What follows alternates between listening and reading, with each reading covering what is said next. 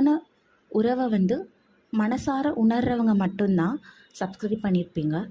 So அப்படிப்பட்ட ஒவ்வொருத்தரும் ஒவ்வொரு திறமைகளும் ஒவ்வொரு தொழிலையும் முன்னேறணும்னு ஆசைப்படுவீங்க.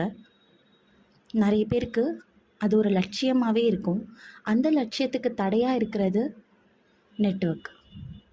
நெட்வொர்க் அப்படிங்கிறதுக்கு காரணம் என்ன அப்படின்னா, இப்போது இந்த 2024 கிட்டத்தட்ட 20 வருஷத்துக்கு முன்னாடி பார்த்திங்கன்னா 2004 பார்த்திங்கன்னா நம்ம யாருக்கும் ஸ்மார்ட் ஃபோன்னா என்னென்னு தெரியாது.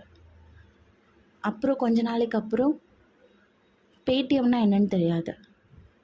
கொஞ்ச நாளைக்கு அப்புறம் ஹாட்ஸ்டார்னா என்னென்னு தெரியாது.